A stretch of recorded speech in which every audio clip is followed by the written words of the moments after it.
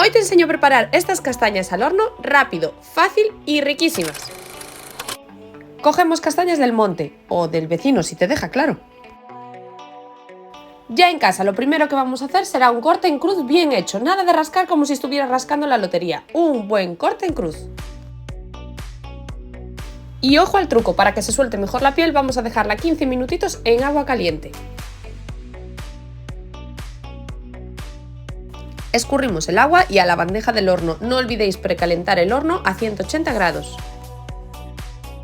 Y ahora vamos a añadir la sal gruesa. No me seas tacaño, que aquí está la gracia.